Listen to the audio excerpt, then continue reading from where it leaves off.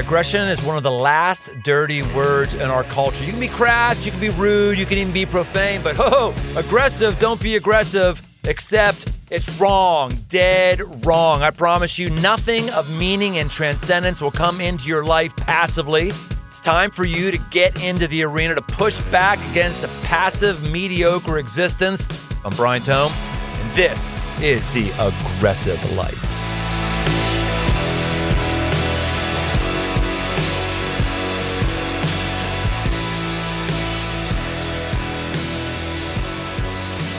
I want to win. There, I said it. God hasn't stricken me dead. I know that's a really, really dirty phrase to say, especially if you're a pastor by day, but I'll say it again. I want to win. And I hope you do too. I'll tell you what our problem is. We poo-poo competition. We think it's evil to compete. We think it's unloving to try to win. We think everybody should get participation trophies and nobody should actually feel better that they did better than somebody else. Wrong. That's exactly the kind of passive nirvana that people want to exist, and it just isn't real. You have a better life because you make a better life. You have a better life because you push for a better life. You have a better relationship with God because you want a better relationship with God, and you push for a better relationship with God, not because you're sitting around waiting for him to dip his little sugar finger in the drink of your life and make everything be all sweet. Competition. Winning. I like it. I like it a lot. And you should like it too. And we're going to learn from somebody who is a competition guru, a winning guru. We're going to learn from somebody who's learned to compete on the football field and has needed to also compete in a UFC ring and has also needed to compete in the boardroom of corporate America and has needed to compete in his marriage and many, many other places. We got a lot to learn from him today. We have Anthony Munoz. He played in the NFL for 13 years, the Cincinnati Bengals. He played in 2 Super Bowls. He won the Rose Bowl with USC. He's in the Pro Football Hall of Fame. In fact, he was the first Cincinnati Bengal to make it in.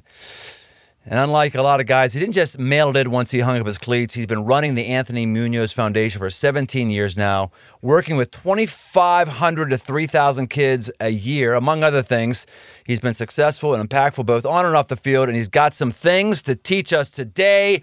Welcome, Anthony Munoz. Brian, thanks for having me. This is great. Appreciate the opportunity. Well, it's a pleasure.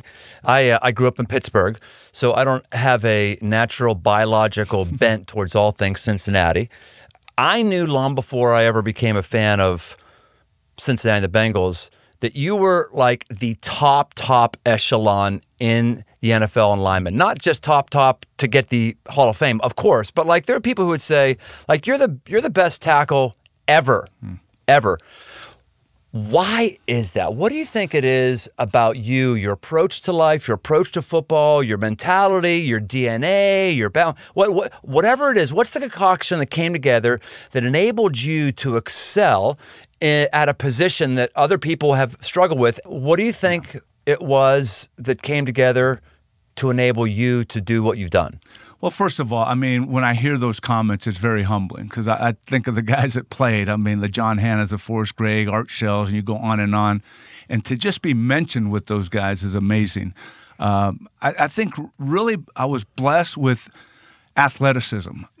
Baseball was my first love growing up as a kid in Southern California. I was going to be a Major League Baseball player. I started at the age of 6. I have 2 older brothers, 2 years older, 8 years, and I was competing with them at 7, 8 years old, and that was my lifetime dream. So I fast forward to high school. I was a 3-year All-State at third base. My senior year, I'm playing third base at 6'6", 275 pounds. Now That's the hot corner right there. Well, they're slow. And then there's me running the bases. I had to hit the ball twice as far to get around the bases, but put me in that little area as a third baseman, nobody could bunt on me. So I know that it was just a God-given talent, flexibility, being able to move forward, backwards, kind of but my running was very, very slow. And I think having played football, basketball, and baseball in high school, all 4 years, I really believe got me prepared once I got to USC, and now pretty much full-time offensive lineman. On the basketball court at 275, I was having to guard guys that were 170, 180. Well, it's all about sitting down and moving your feet. Third base, sitting down and moving your feet. Pass pro, sit down and move your feet. Run blocking, your feet, explosion. So I'm really a firm believer that young individuals should play multiple sports. I think it's getting too specialized. So that's where I give that a lot of credit for me being able to excel. And then just the examples I had of what work ethic, preparation, responsibility.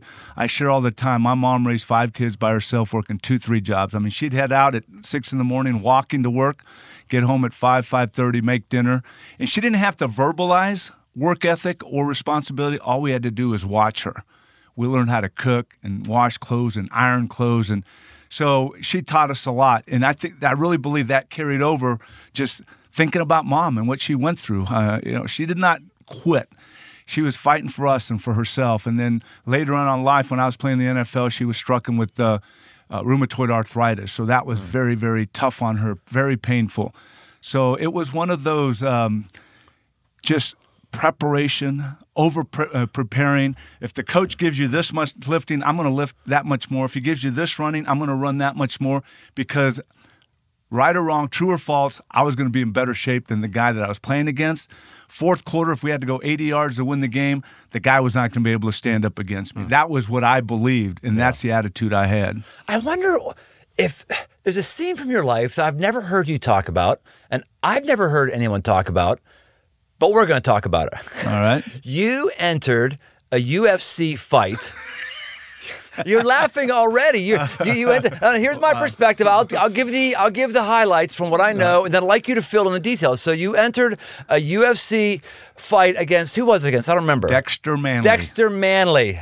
When you entered that, I just thought, this almost computes, but it doesn't compute. Like, the one side of it was like, well, this makes sense. This guy likes contact. You don't get in football unless you like aggressive things, unless you like contact. There's a piece of that dies. I mean, I stopped playing in high school because I wasn't good enough to play past high school, and there was a piece of me that died. There was a weeping that I found that men do their last football game or the last practice because they realize this physicality, this camaraderie, whatever it is, I'm never going to get that again. Exactly. So on one sense, it made sense. On the other side, it was like, you're known as really the most moral person in any room. You really are. You're known as the most moral person in any room. I've talked with former Bengals that said you had a positive aura around you when you were in the locker room that was just this is a big Bible word,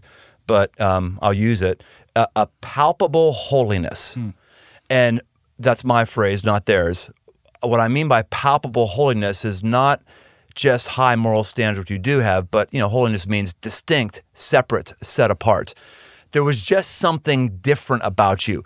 So I was trying to reconcile like the physical thing with the holy thing, taking on Dexter Manley. So why'd you do that? What took place back First of all, I mean, and I appreciate those kind words from teammates. It was just, I thank God for that. I mean, the Holy Spirit to me, my faith in Christ, very, very important. And I wanted, even in the arena of pro football, I wanted to make sure that I represented Christ and I was the ambassador that I needed to be and I should be. So that was just me, and I came into the league that way, and I'm hopefully I'm still that way, and I believe so. But it's interesting. You mentioned the physicality of, the tough man competition. I mean, so you got a football player that, is pretty physical. But I think I was about 42, 43, still in the workout mode. I mean, I was running 6 miles a day, Sycamore High School every day, and I'm running 6 miles, and I'm doing a lot of, not as heavyweight, but I'm still working out. So I get a call from, I'll never forget his name, Josh from Fox Sports. And he says, "Hey, Anthony, Josh from Fox Sports, what are you up to?" I said, "Nothing." I said, "I'd worked for Fox my first several years out of the league." And he says, let me run something by you, see if you're interested. And he says, we're doing this tough man competition down in St. Pete. We want to get 10 former AFC, 10 former NFC. We'll have those bouts, and then we'd like you to be the captain of the AFC. And then we're thinking about getting Dexter Manley. He said, we'll have these bouts. Regardless of what the record is with those 10 fights, it'll be you two will determine who wins AFC, NFC. I said, Josh, I need to get back to you on this. I said, I feel good. Let me get back to you. So I call him back, and I said, what kind of money are we talking here? This is, I played football. I loved the game, but that was how I made my living. Yeah, right. So we started to negotiate. And finally I said, you know what? I got a guy in town, used to do the tough mans down in Covington. I said, I can train. I got about a month and a half. I'll train with him. I still feel pretty good. I said, Josh, I'm in. I'm going to do it. So our daughter, Michelle, says, Dad, is that going to be like the WWF and where it's all choreographed? And I said, no, it's not. And some couple of friends said, it's awfully nice of you to do that for charity. And I said, well, I'm actually not. Doing it for cash. I'm doing it for Benjamin Franklin. Exactly. And that was, to me, it was more than that, just getting back in there. So I trained. The guy's name is Dave Kaduli. He had a couple sons that played at the University of Cincinnati, and he was close friends with a couple of my line mate buddies. He trained them in a little gym in Covington. So I called him up. I said, Dave, I got about a month and a half. I need you to train me. So 5 days a week for about 5 weeks, we are training in this little gym. And I'm loving it because it's just another form of workout for me. And, I'd been running, so I was in pretty good shape. Now we're hitting the bag and we're doing all these drills. And every day we trained, the first thing he would tell me, when you get in the ring, remember what we're doing here because you'll just want to go crazy. Right. So I trained, and I felt, it was 3 rounds. People were like, just 3 rounds? That's it? I said, yeah, I'm 3 rounds, 1-minute rounds. And I'm thinking to myself, yeah, it's just 3 1-minute rounds, huh? So I got to the point after 5 weeks where Dave had me punching nonstop for like 15 straight rounds, 1 minute each with like 30-second rest between each one. And he says, we're not going to use a bench to sit down between rounds. You're going to stand up. So, I'm punching straight 1 minute, then we take a 30-second. So we're doing like 15 rounds. So I go down, and it is wild. I don't know if you've ever been in one of those. This is intense. For our audience, they don't know. If you've never done boxing or wrestling, I did some boxing in high school. That is, I don't know what it is about that, but it is not the same as run 6 miles, though I still can't believe you run 6 miles. Dude, what do you run 6 miles for? Not anymore. Enjoy your life. Not Go eat anymore. some ice cream. It ended. All right, okay. But, and you can't call a timeout in that 1 minute. It's just like you got to get going. So I did it, and it was 3 1-minute rounds. But I tell you what, Brian, unbelievable. And not only the adrenaline and the emotion, but then those 3 rounds, I felt like I played 2 football games. Of course, I'm much older then. Right, and you won. But I won decision. It's funny because I hit him, and he's kind of like, I said, I got him on the ropes. I got to put him on. My body saying my mind saying knock him out. My body wouldn't go. My body would. Yeah, and so I got the decision. You're fatigued, or you couldn't put him done. What do you mean? You see, because all night we're having these 10 bouts, and I'm going from the up and down to the ring because I'm the captain. So I think I might have worn myself out. Got it. But no, it was one of those things like in the 3rd round, I was punching and stuff, and it's just maybe you get a little tense and you're not as relaxed because when you're in sports, the more relaxed, the further you hit a golf ball, the better you hit a softball, the better punch you have. So, but it was worth the experience. I took a buddy of mine down there, and he's sitting ringside, and he goes, I've known you for a lot of years.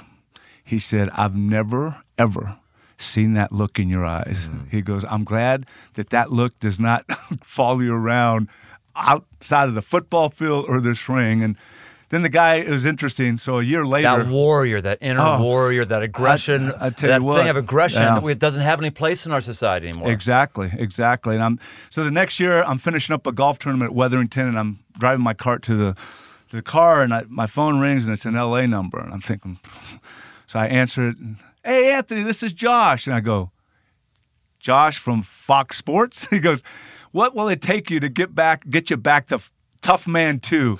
I said, the only thing it's going to take me, I'm going to get some popcorn, my remote, and I'll be watching it in my man cave.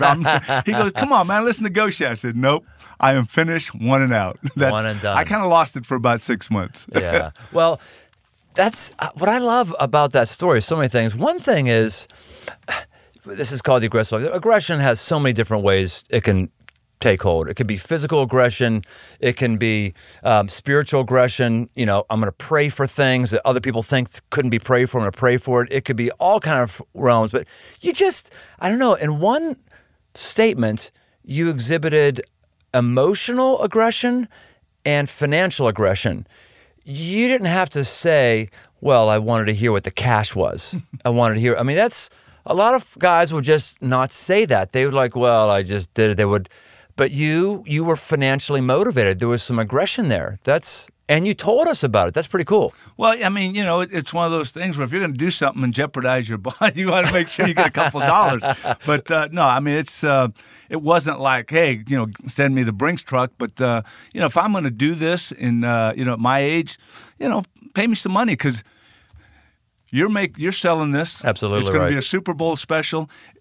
You're going to make some money. You're going to get, you know, advertisers to pay, and it's the same way. I mean, football players, people talk about athletes, all this money. Well, if the clubs are paying them that money, they're making a lot more money. That's exactly right. So, you know, and you're out there jeopardizing your body, but you're still doing something you love, and you know that there are things that can happen, but that's fine. I mean, but, you know, if they're using these 10 bouts to make a lot of money, come on, share some of the money because we're part of what's bringing it in for you.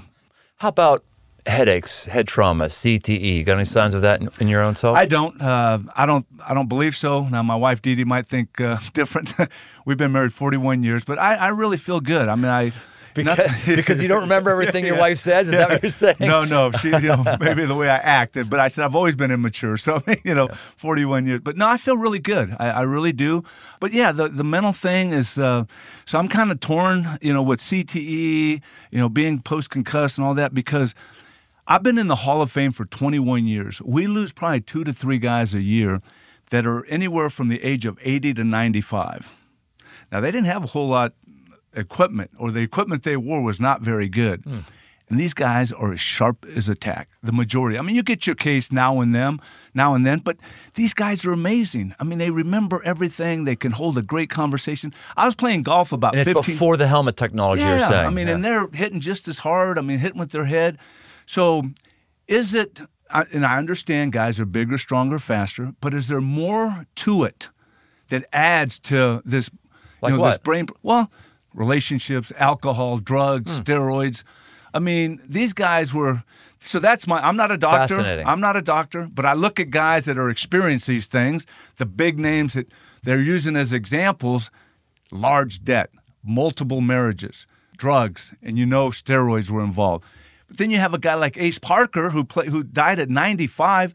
When he was about 90, Bullet Bill Dudley, Steelers way back when, and a couple other guys that were like 75 to 85. Like Chuck Bednarik. These people are massive hitters. But they were playing in a golf tournament in front of us, and at that time I was like 35, 30. We couldn't stay up with them. And then you talk to them. So I'm kind of torn between the two. Let me recap what you're saying. So, because I've never thought about this. This is fascinating. You're saying that the great hitters, Night Train Lane, Bubba Smith, whomever, way back when, that whole generation didn't have CTE at all. The current crop, there is some level of, you know, we've refined our physical prowess a bit more, so bigger, stronger, faster. But you're saying there's other complicating issues, perhaps, that we're doing in the modern era. I'm not a doctor, but as I look at it, in my simple mind, I'm thinking, okay, this guy couldn't sleep at night, tremendous debt. They're struggling with coming out of the limelight. I'm just saying the guys I'm around, and we have our occasional John Mackey, Tommy McDonald, these guys that are in their 80s and 90s that, you know, are experienced that. But again, I'm not a doctor. I don't have the statistical research in front of me to really prove that. But at least we should say, holistically, we're not living our lives in a healthy way, whether you're an NFL player or somebody else. Holistically, our attitudes are askew from the way God would have us. I agree. So I'm thankful that soccer is gaining traction in our country. I think it's great. There's a lot of kids who, when I was a youngster, were athletes, but there wasn't a soccer team and they couldn't be athletic. I'm thankful that lacrosse is coming up. Lacrosse is a great. I'm thankful for a lot of things, and I'm also noticing that the growth of these sports means that previously dominant sports like football are decreasing, baseball are decreasing. Some people would say, well, that's good because there's too many head injuries and all that kind of stuff. Maybe we need to be getting rid of football. I've got a friend of mine who has a son who is just unbelievably athletic. Little guys, unbelievably athletic. I'm like, dude, that kid is going to be amazing on the football field. No, we're not gonna put him on the football field. And they had their reasons. Hey, right. That's every parent's. Exactly. Every parent's. Football's not for everyone. That's exactly right. But do you think we should be concerned about this? Because personally, I'm concerned. Personally, I don't like taking something out of culture that's been a healthy thing of aggression for young males. I don't like removing something that's been actually healthy and helpful for decades and decades and decades because now we're, concerned about something when there really hasn't been any long-term evidence I've seen of kids in high school having this problem. I'm really, really concerned. I'm hoping I got somebody in the Amen choir here. Do I have a believer in the Amen choir? Amen. Amen, brother. Amen. Statistically, lower extremity and head injuries in soccer and all those other sports much higher than football, than youth tackle football. So my son-in-law, Luke, comes into my office. He started a new company. They're in our building. He comes in and he says, Dad, his two older boys, I think getting ready to turn 10 and 8, he says, what do you think of youth tackle football? I said, it's not for everyone, but I think it's great. I think it's awesome. Not only do you get out there, you learn a lot about yourself, you learn a lot about other people, and aggression. I mean, you get to get out there and really find out a lot about yourself. At 9, 10 years old, you're putting all those pads on. They start practice next week. It's not going to be 45 degrees out there. That's right. So I said, and so his two boys, my daughter and her husband, two boys really, really want to play. So they're going to play. I would do it in a heartbeat all over again, knowing what I know, because of what I learned, who I was associated with, the lessons I learned, the things I learned about myself. And when you think you're tired, you think the tank is empty, and all of a sudden, it's like, man, I still got quarter tank left. I can still push it. So the lessons that you learn in the game, the teamwork, I share the 5 guys I played with the majority of the time, and I think society should take notice. You had me from East LA. Left guard was a hog farmer from Iowa. The center was a Polish guy, smart as you ever get, from Wilkes-Barre, Pennsylvania. We did have another Latino at right guard from East LA. And then our right tackle was a big 6'7" Texas from Lubbock, Texas. So, I mean, other than Max and I, ate flour tortillas growing up, no similarities. But you have to come together to be successful and accomplish and execute and work together, man. It's, we're not going to say, hey, you're from Iowa, I don't want to work with you. But it's like the camaraderie, the togetherness, and working together is. There's also, things, I think, there's like an acceptable abuse that you can accept when you're on a football team. I got abused, man. I really did. I mean, we didn't have water breaks. Seriously, we had a parent one time complain that we weren't taking enough water breaks. And this is 1981, 82. Okay. It's not like today. People all have their waters and they're carrying around backpacked water. No, nothing. Yeah. And someone complained that we weren't having enough water breaks, and our coach, this is 2-a-days, chose that we would never have a water break all day. Trying to tell that you could never. Now that guy's an idiot. He was. But there was this culture of resiliency, this culture of learn to take grief from somebody, this culture of you're nobody and you're going to put your face in the ground and do Alabamas. You're going to run because I said so. And I think that served me. It's not later on in life. Why am I? Right. I'm just running. That's right. Why am I doing Oklahoma drill? Because that's football. Why am I doing bull in the ring? It's like. But you're right. I mean, it's one of those things where, I mean, it's just part of the game. And like I said, I mean, we used to love it. High school, we loved it. I mean, there was this water hose that you didn't want to drink out of it anyway because you never knew how old it was or what was coming out of it if that was really water. So you just went the whole time. And I learned, the cream of Jesus stuff, the not real hot stuff. No. You put it the roof of your mouth. Cream of Jesus? You mean the icy hot stuff? Yeah, icy hot stuff. You put in the roof of your mouth for what? And you didn't need water because it kept your oh my God. Hey, it kept you moist, man. If they're not going to give you water, go over to the trainer and go, I'm fine. I'm done. I'll go a couple hours and I have some, moisture in there, and I'll be good. That is so manly. But manly or a little crazy. I don't know. But I do think that as a culture, we're missing that. I think it's harder. I think it's easier to lead somebody in a business context who's been on a football field or in some athletic pursuit where there was a coach that was very, very, very difficult. And I'm just concerned that we're trying to eliminate difficulty in our culture. We're trying to, have everything be vacation Bible school, and it's not working for us. It's not working for me anyway. Or some constructive criticism. Hey, you don't respect me. I mean, what do you mean? We're just trying to get you better. I mean, I was used to, instant criticism, instant, encouragement, instant feedback. I mean, if we called it Nolan Ryan. If hit a guy, you're not going to say, hey, that's an okay block. Coach is going to say, he's going to get after you. Yeah. And right away, you knew exactly why you missed a guy, how you changed your technique. And now it's like, I don't know. It's one of those things, like I just said at the beginning. If you give constructive criticism, you don't respect me. How do you expect to get better? Yeah. So tell me how your faith ties into this. You've got it sounds like a pretty macho worldview, some would say. And some would also say, yeah, but that's a man of faith. I thought faith and that stuff didn't coincide. How does it coincide for you? Well, a short verse that I've always loved, Colossians 3:23. Whatever you do, do it with all your heart, as working for the Lord, not man. He doesn't say, as a football player, give it all your heart. As a husband, go half-heartedly. He tells us everything you do, do it with all your heart. And he also says, 2 Timothy, I did not give you a spirit of timidity, but one of power and strength, but self-control. Mm-hmm. I read those, and I'm saying, okay, football is made to be physical. He wants me to do it wholeheartedly. So to play the game, I'm going to physically dominate you because God has given me the ability within the rules. I'm going to try to physically dominate you every game, every play. And that's my form of worshiping and thanking God for the gifts he's given me. No, that's great. That's the approach I took playing the game. And that's the approach I take with life. I mean, I want to, now I have a foundation for 18 years. I have a couple of small companies. I mean, I was behind the eight ball. 13 years I'm in the league. Guys and gals that I graduated from college with, they had 13 years jump on me in the business, right? All the business.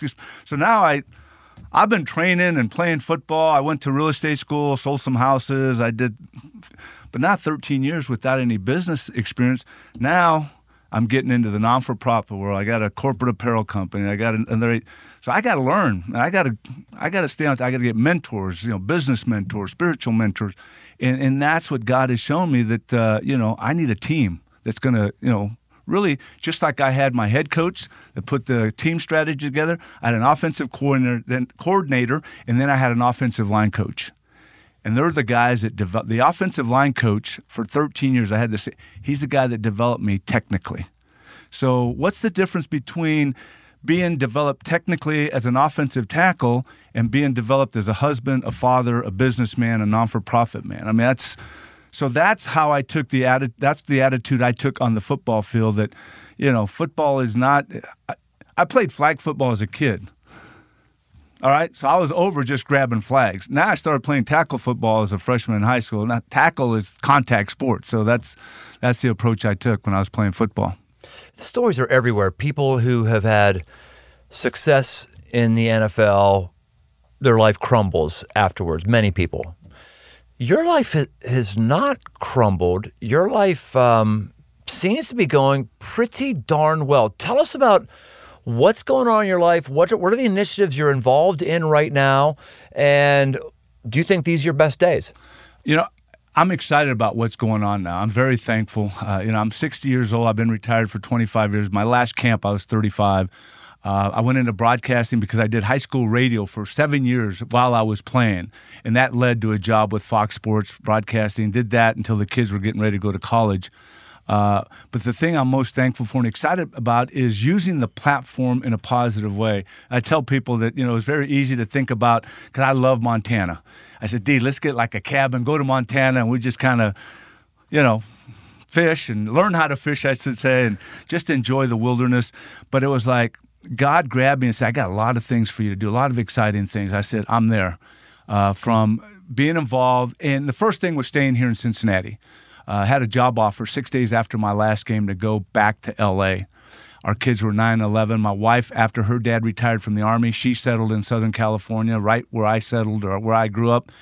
But we said, thanks, but no thanks. We fell in love with Cincinnati, fell in love with the people. We talk about the people first. We want to raise our family here. So I did a little broadcasting, but then when the kids went off to college, I left broadcasting to watch them play, and then I started doing other things. And one of them was the foundation. I wanted to use a platform and really honor those people that poured into my life. You know, not having a dad, mom working 2-3 jobs. We didn't have the finances to do a lot of things. So I had coaches, teachers, and uncles that stepped in, organizations that gave me opportunities. I said, man, if they wouldn't have been there, I would have missed out a lot on a lot of things growing up. So I want to build a team and continue to build a team because there's a lot of talented young men and women that might not have the finances, might not have the self-esteem, might not have the love that they should have. And we want to build a team to give them that because, I mean, they're excelling in school, excelling in this, but they're going through this amazing adversity. So that's what I wake up every morning trying to figure out how can we impact more young people in this great community. And of course, 8 years ago, after about 10 years of the foundation here, we started working across the country, doing fan development, character initiatives with young people around the country. We've been in 27 NFL cities. We're going to Mexico City for the 5th year in 7 years to do the same thing. So, you know, with the little bit of business I've been doing with our corporate apparel company and the agency, I'm learning that. But the non-for-profit, and there's so many great groups out there that I've been able to be involved with, not only during my playing career, but even after I played. And now that I have my foundation, I still kind of venture out and try to help other groups in this community because so many people are doing so many great things. So you mentioned corporate apparel. What is corporate apparel? Well, anything you can put your logo on, you know, padfolios and cups and pencils. And, you know, we just focused on coming to companies and saying, hey, we can bring you wearables, uniforms, T-shirts, great polos, you know, whatever you need. Also, all your promotional items. Let's really build your company through your promotional items. So that's what we're doing. Munoz brands with the Z. We're about 11 years old now. So we're doing that, very lean staff. We got some great clients like American Financial, Skyline Chili, UC Health. And that stimulates you the way it does. You know why? Why? Because I'm competing. If I meet with Brian Tome and I want a PO, I know that there's other companies that are. So we got not only provide hopefully the best price, best customer service, we got to deliver. And that's all I want. I want to get in the door, present our company, so it's a form of competing. Let's talk about competing. Yeah. This is a deep well here. That what is about competition that really works for some of us? Why? I admit I feel dirty when I say I like competition. I do. I don't know what it is, but there's something there. And I've talked with enough people who, when they left sports, whatever sport it was, women's soccer, pro football, they said they miss the competition. What is that, do you think? To me, the competition, I have a lot of young people that are working for us. So as the guy that heads up this company, I'm thinking about them and their families. That's where I was playing with the Bengals. It was me and my family. I had to provide. I had to play as long as I could. Now it's about the team I have. I don't know if I'm a good leader, but I want to lead these guys to be the best, close as many deals, raise as much money for the foundation because I know it's going to help them out. For me, I don't think it's competition defined as you lost. I think it's more a tactile, tangible feeling of knowing I'm going in the right direction, of knowing I'm better now than I was before, of knowing that, well, something has to happen. I mean, Apostle Paul says, don't you know that in a race everyone runs but only one gets the prize? Run in such a way as to get the prize. Right. Not run in such a way so as everyone can be a winner. No. You have a lane that you're going to be in. You need to run in such a way that you win. There's actual competition in a spiritual formation metaphor. I still don't fully understand that. Yeah. That's why I'm asking you, like, what else does that mean to you? You know, to me, it was when I competed, I gave it everything I had. I mean, I wanted to blow my tank. I wanted to make sure that I had no regrets of when I was competing. And most of the time, it meant that, you know, I either had a bag or two of IV after a game because I sweat so much that I was totally wasted as far as all my energy. You know, so to me, you know, people always ask, does God want you to win? Does God want this team? And to me, it's like God wanted me just to give everything I had and the best effort, preparing as well as I could, intensity, and just, if we won, I mean, you play to win, but the main thing for me with my faith was making sure that, you know, how many times do you hear a baseball player, I'm in a slump? Well, God's going to get me out of it. And he's sitting in the bench, you know, eating sunflower seeds. If I was in a slump, God gave me the ability to go down underneath the stadium and take about 100 cuts with the batting, you know, with the pitching machine.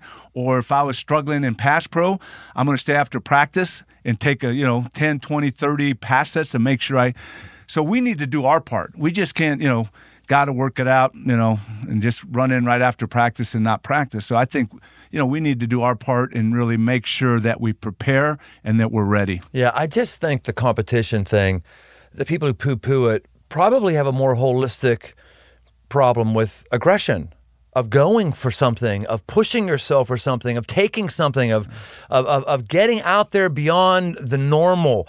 I think a lot of these things we've not valued. And I'm one guy who's just saying your life was meant for something more than norm. Your life was meant for something more than sitting on your rear endus. You know, I agree. You have to push. You have to push. And if competition is something that helps you elevate your game in your marriage, great. I know for me, my marriage has been at its worst moments when I wasn't, to use this phrase we're using now, competing. When I wasn't pushing for it, when I was just saying, well, I love her and she loves me and neither one of us are going to really make any mistakes that are going to be tragic. When we're just doing that, it's not good enough. I mean, we have to be pushing to try to win in our marriage or it's not going to happen. And I think a key phrase earlier, you said progressing, getting better. And that's what happens when you compete. I mean, if I didn't get better in competing, I wouldn't have lasted 13 years. So, you know, my rookie year, I was 21. You know, you're a young guy. You have to prove yourself. Now, all of a sudden, I'm going into my last camp, and I'm 35. Now you got those young guys that are kind of nipping at your heels. You still have to compete, and if you want to, you know, play that last year. So, yeah, I mean, I like how you say you got to progress. You got to get better, and that happens when you're competing. Yeah. Well, Anthony Munoz, in case somebody wants to follow you or find more about you, where could they go?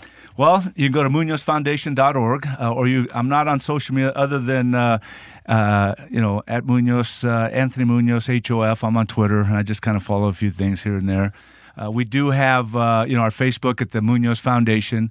We have all the different, and they follow me pretty closely. So I think that's good enough for me. I don't have to, mess with all that. So. Well, it's been awesome having you with us today. Our first Hall of Famer, our first of many counts, and yeah, man, you've taken us to a new level today. Thanks for your time, appreciate brother. the time. Enjoyed it. Well, we've just completed our first 10-week run of the aggressive life. From everything that we can measure and hear, it sounds like things are going pretty well. We want to keep them going well, which is exactly why we're not going to do anything for 2 weeks. That's right. We're going to take a rest. We're going to take a break. We'll be back in 2 weeks with a fresh run, and you can see more at briantome.com or search me on Instagram. Special thanks to the band Judges for our music. The Aggressive Life with Brian Tome is a production of Crossroads Church, Cincinnati, Ohio.